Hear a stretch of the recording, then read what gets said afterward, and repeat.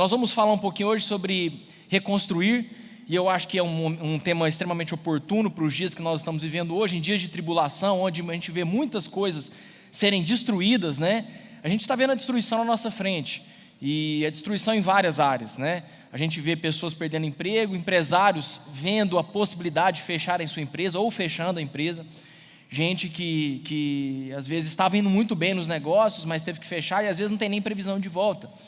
Então, infelizmente, a gente vai vendo que algumas empresas estão se desmontando já, porque às vezes não tem nem a previsão de poder voltar.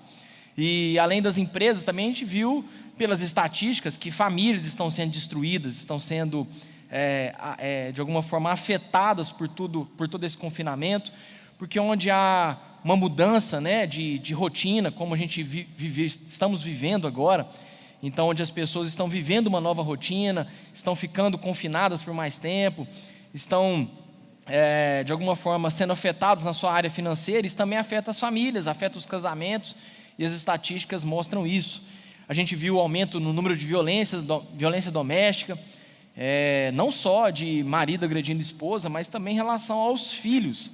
Ou seja, a gente vai vendo uma série de tribulações acontecendo na nossa vida, e nós estamos agora no momento onde nós vemos muita coisa sendo destruída e temos agora o momento de reconstruir aquilo que é a obra de Deus em nossas vidas, né? De trabalhar e deixar ser trabalhado por Deus.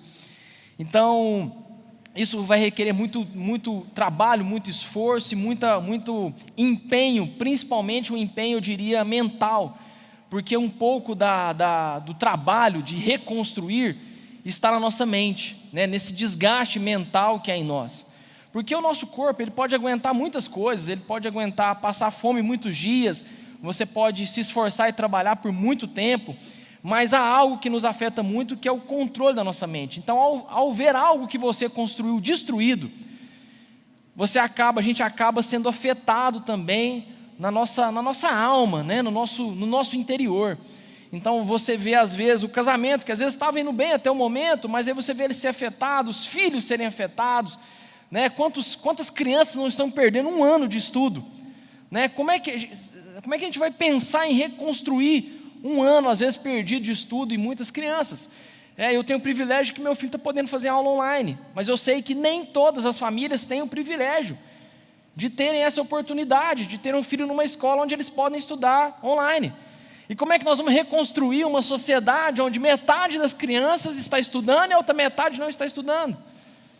Isso tem uma abertura, isso tem uma fenda gigante, que hoje parece pequena, mas lá na frente, quando essas crianças tiverem 20, 21 anos de idade, isso vai ter uma diferença enorme, porque um buraco, uma fenda feito aqui, ela lá na frente se apresenta algo muito maior, e nós precisamos acordar, irmãos, para poder começar a reconstrução daquilo que Deus tem para a nossa vida, para a nossa casa, para o nosso casamento, para a nossa empresa e para a nossa cidade.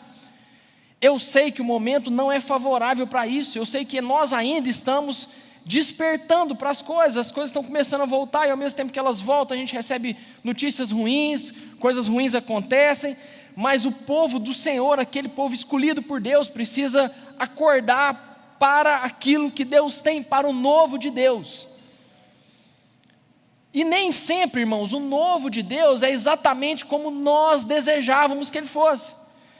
Porque a gente tem um certo romantismo em relação ao novo de Deus, porque toda vez que nós falamos, olha, nós podemos receber o novo de Deus, olha, eu quero que você receba o novo de Deus, geralmente a gente pensa isso como algo romântico, como algo que vai ser muito fácil e simples, que Deus vai trazer uma novidade de vida para a gente e tudo vai acontecer em flores e rosas, mas não é assim. A gente vê pelas histórias bíblicas que o novo de Deus, ele requer empenho, requer esforço e requer trabalho. E hoje nós vamos falar de alguém que se dedicou a um trabalho e fez aquilo que deveria ser feito na obra de Deus, que é Neemias. Se você depois quiser aí, eu vou passar por vários pontos de Neemias, talvez eu não consiga ler uma parte grande do texto, mas eu vou tentar resumir, até por conta do nosso tempo, mas depois vale aí a sua leitura, a sua meditação sobre esse livro, é um livro extremamente edificante. Primeiro porque Neemias foi alguém que aprendeu a ter alegria no trabalho. Ele foi alguém que, não é que, Neemias era copeiro, ele era o copeiro do rei, né? E não é que Neemias gostava de ser copeiro. Neemias gostava de trabalhar.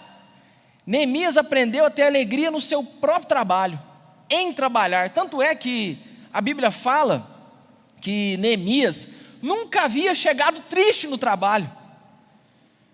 Pensa, irmãos, nunca havia chegado triste no trabalho. E o dia que ele chegou triste no trabalho, é porque ele tinha um outro trabalho para fazer. E ele não conseguia fazer aquele trabalho. Então, com o dia que ele chegou triste, o rei logo percebeu a sua tristeza. E ele falou: por que você está triste? E Neemias falou: é porque eu tenho um trabalho a fazer na cidade dos meus pais, eu tenho que reconstruir o muro. E eu não consigo fazer isso. Pensa, irmãos. Ele estava preocupado com a reconstrução. E esse livro fala demais comigo, porque quando eu leio essa parte que fala sobre isso me lembra uma torneira que está pingando lá em casa tem 6 meses. Eu estou só protelando o trabalho. E Neemias tinha gosto em fazer as coisas, em trabalhar e fazer com que o trabalho acontecesse. Ele não tinha problema, ele não tinha o que nós chamamos de preguiça em fazer aquilo que Deus estava propondo para ele naquele momento.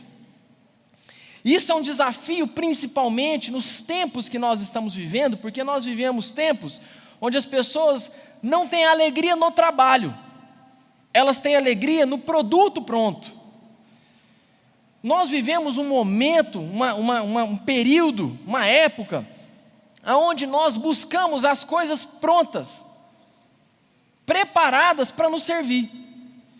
E a gente não encontra prazer em reconstruir, em construir, em trabalhar em nada, porque na verdade nossa alegria, o nosso empenho está sempre em ver as coisas prontas.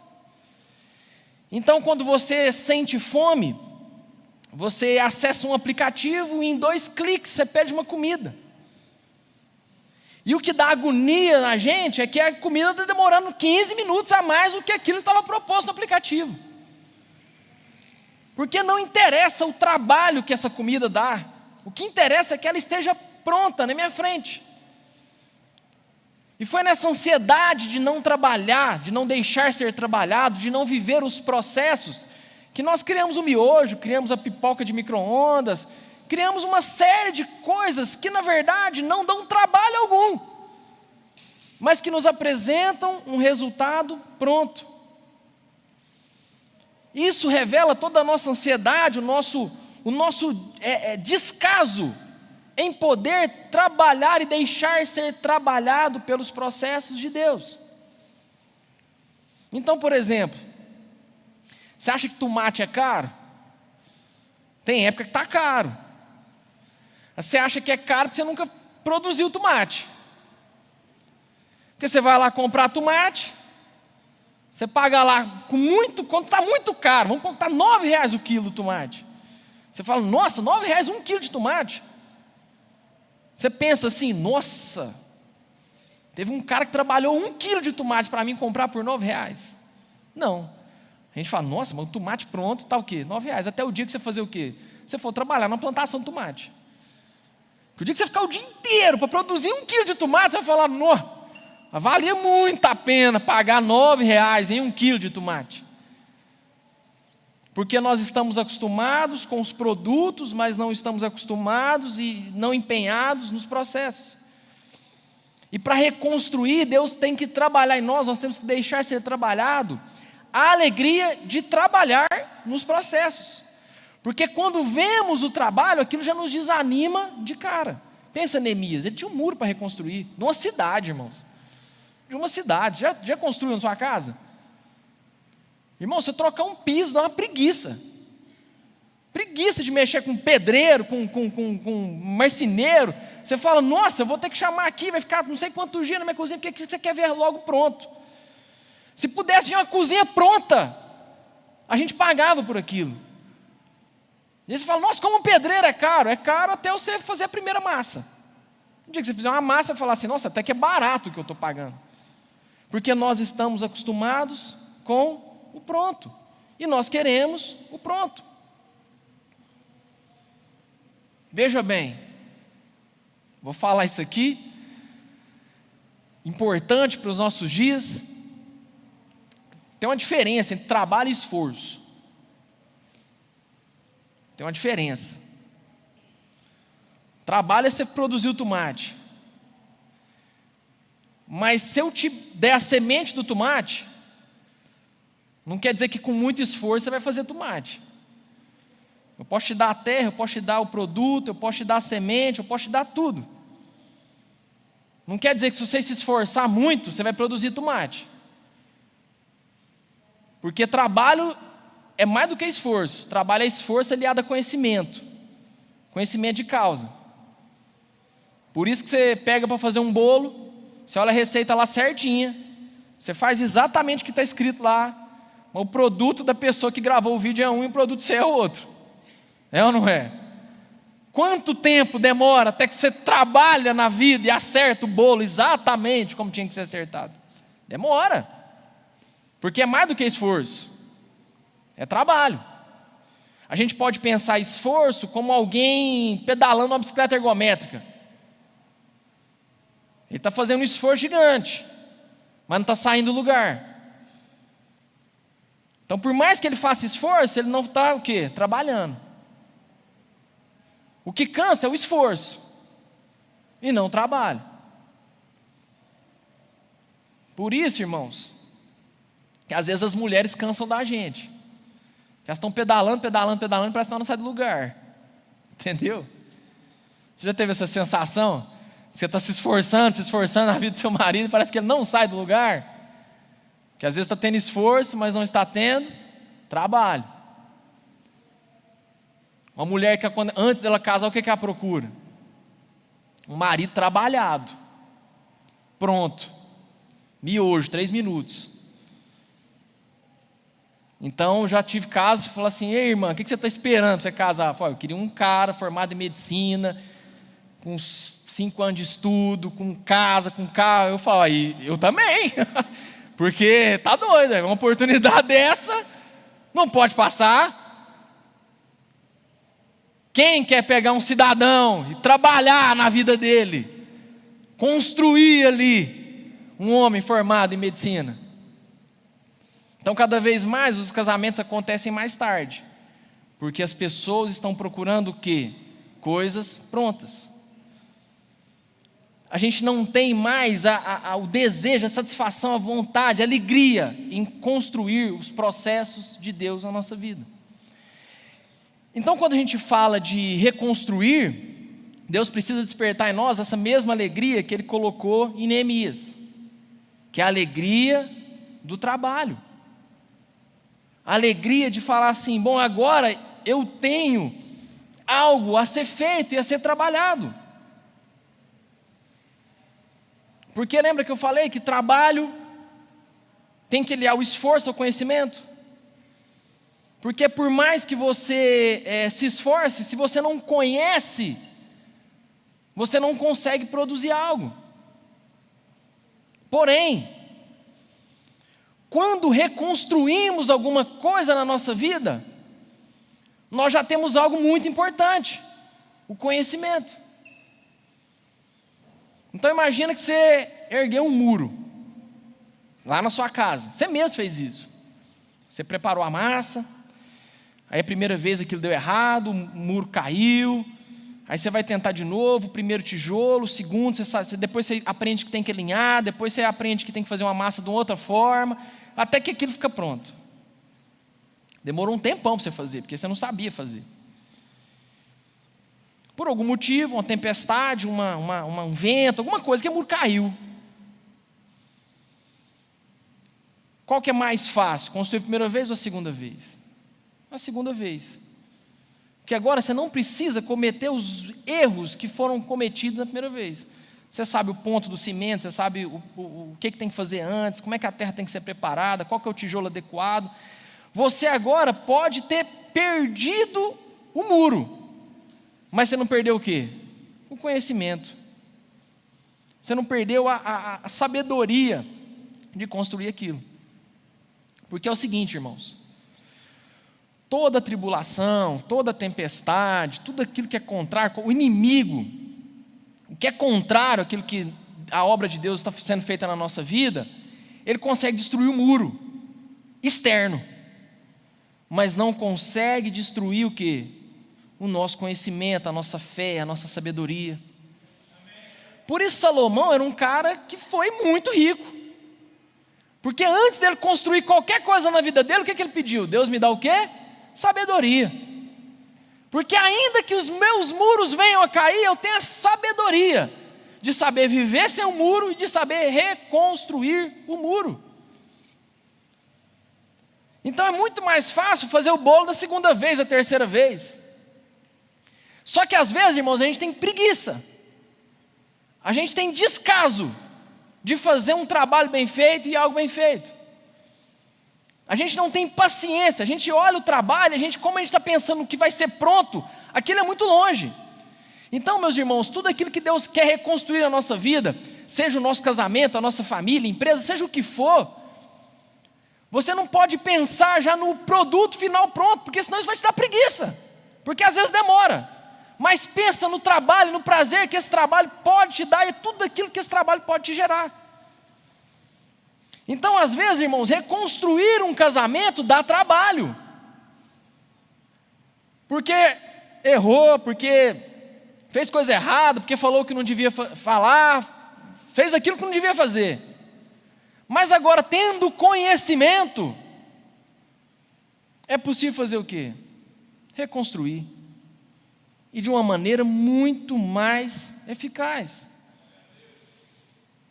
Então a gente está perdendo muitas coisas no reino de Deus, porque estamos às vezes perdendo a alegria de trabalhar e de ser trabalhado. Então, a gente tem preguiça, irmãos, a gente tem descaso.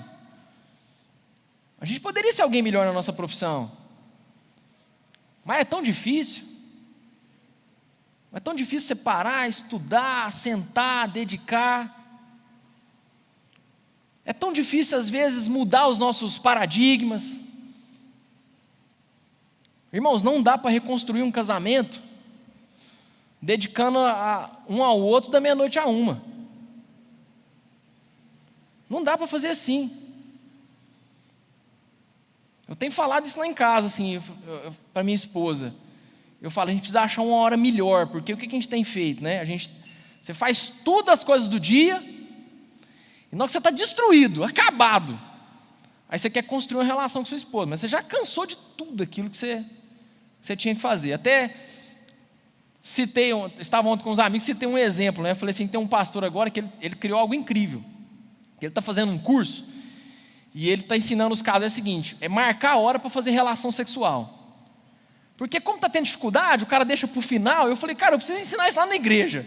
Eu achei tão incrível, porque ele falou assim, em vez de você ficar deixando para o final para você dedicar a sua esposa, não, irmãos, você dedica o melhor momento à sua casa, à sua família, à sua esposa, ao seu cônjuge. Aí na hora que você está destruído, acabado, como é que você vai conseguir construir uma relação ou reconstruir uma relação sem força, sem esforço, sem trabalho? Não tem jeito. Claro, no início eu achei aquilo de uma ignorância sem fim, né? Falei, não, agora tem que marcar hora para manter um relacionamento saudável com a esposa. Mas depois eu fiquei pensando, de fato é verdade. O que ele está falando é que a gente precisa se dedicar um pouco mais a querer trabalhar na nossa vida, no nosso casamento. Às vezes nós estamos trabalhando em muitas coisas e estamos esquecendo o quê? De reconstruir também alguns pontos que a gente precisa reconstruir na nossa família. E isso é um desafio. É um desafio reconstruir. É um desafio reconstruir porque pode ser que as pessoas venham a zombar de você também, como zombaram de Neemias. No capítulo 4, quando ele apresenta o projeto, algumas pessoas vêm zombar dele, falam assim, você não vai conseguir fazer isso. E quantos dos nossos casamentos, irmãos, quando a gente gera uma briga, gera uma discussão, a gente sai de casa, acha ruim, liga para alguém, as pessoas vão virar e falar assim, não, larga isso aí, começa outra coisa, de uma outra forma, desiste, porque esse casamento de vocês não tem como fazer absolutamente mais nada, porque as pessoas de fato não entendem e não querem ver às vezes a obra de Deus na nossa vida.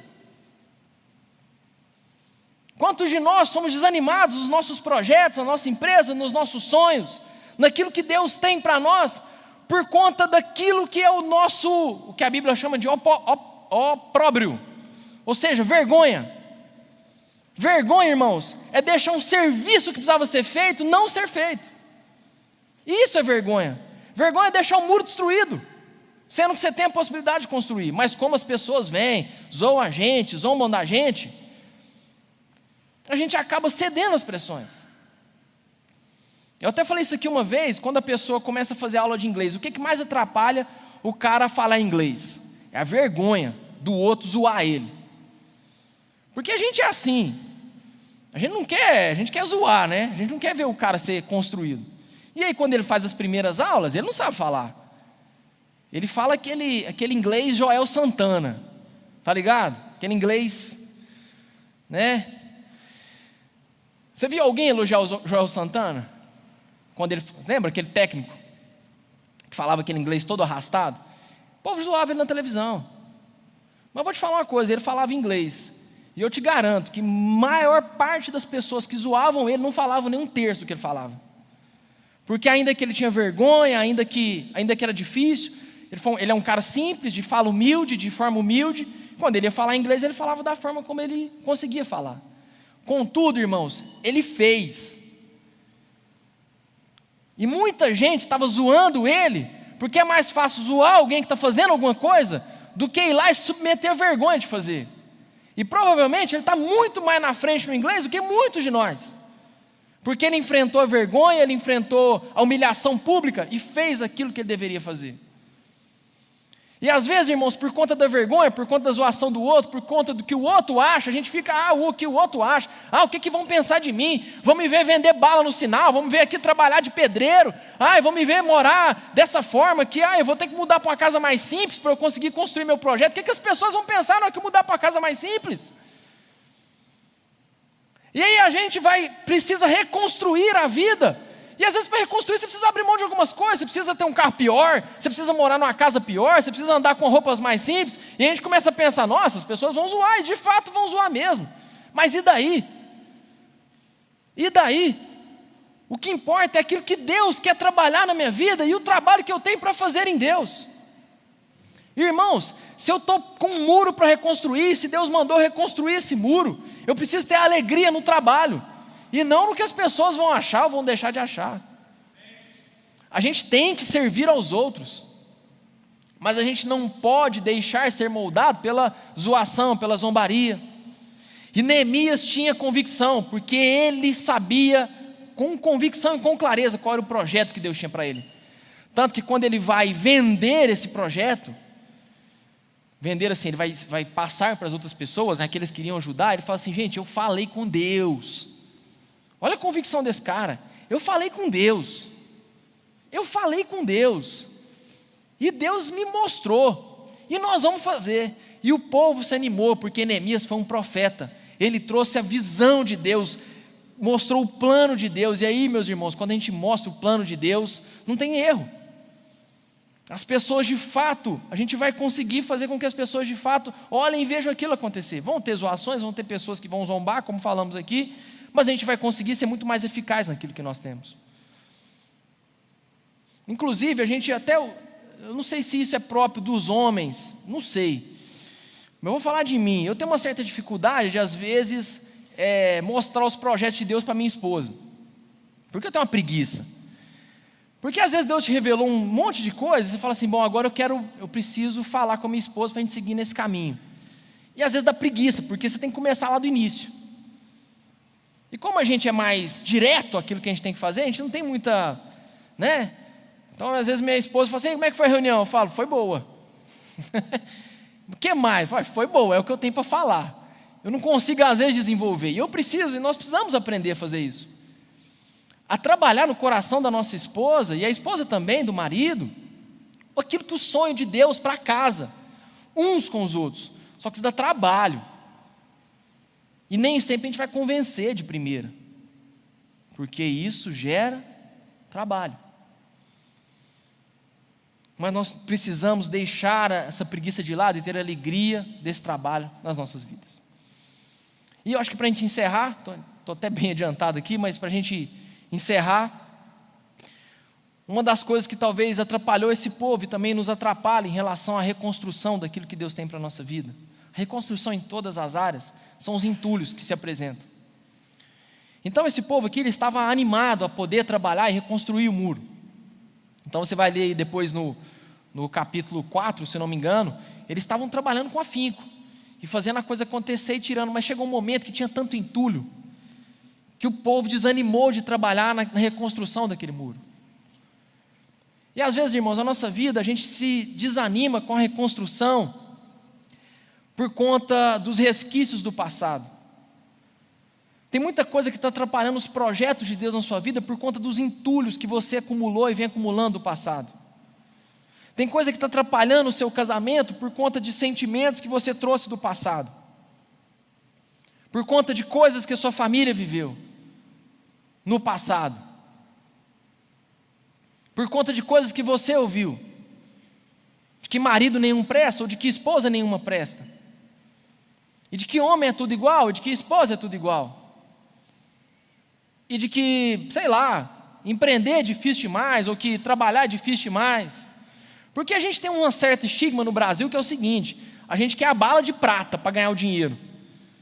Então a gente precisa abandonar isso na nossa vida. Achar que existe uma solução clara e eficaz e única. Então eu vou lá, vou jogar na loteria e vou ficar milionário. Isso é o que a gente queria fazer. Só que fé não é isso, fé é constância. Fé é dia após dia. Por que vocês acham que a gente fica se reunindo, a gente fica orando, a gente fica buscando a palavra de Deus? Por que vocês acham? Porque fé é constância. E se não há constância, não há fé. Se não há fé, não tem como a gente construir nem reconstruir nada. Não há bala de prata no reino de Deus, irmãos. A constância de trabalhar dia após dia. E se não houver constância, nós não vamos encontrar fé. Precisamos ter constância também para remover os entulhos. Esses entulhos, eles vão juntando a nossa vida. São coisas do passado, são traumas, são objetos, há muitas coisas que vão entulhando a nossa vida. E como é difícil, não é? Como é difícil você olhar para o guarda-roupa e falar assim: eu vou jogar um tanto de roupa fora. Você não está usando aquilo. Tem 3 anos que você não usa uma peça de roupa, mas você fica com aquele apego às coisas do passado. A gente é meio assim. E essas coisas nos atrapalham a receber o novo de Deus. Nós só vamos receber, Deus só derrama o vinho novo no odre novo. Então você está pronto para receber o novo de Deus? Esteja pronto para trabalhar, esteja pronto para lançar os entulhos fora, esteja pronto para ser zoado daquilo que às vezes, ser zombado pelos seus amigos, por aqueles que falam que são seus amigos, daquilo que você está fazendo. A gente tem muito isso, a gente tem muito medo, a gente tem muita vergonha daquilo que os outros vão falar de nós. Mas se nós tivermos a certeza em Deus, Deus pode reconstruir toda a nossa vida. Se o seu casamento hoje estiver destruído, Deus pode reconstruir. Se você estiver disposto a trabalhar em Deus, em favor dEle. Se você estiver disposto a dedicar o seu melhor em função desse muro que precisa ser reconstruído. Deus hoje pode reconstruir a sua vida financeira, a sua empresa, o seu trabalho. Deus hoje pode reconstruir o seu relacionamento com alguém que talvez você está distante. Se você estiver disposto a manter sua constância e trabalhar. É assim que funciona. No reino de Deus é assim. As pessoas hoje querem ler aqueles livros assim: 5 passos para chegar onde eu cheguei sem fazer o que eu fiz.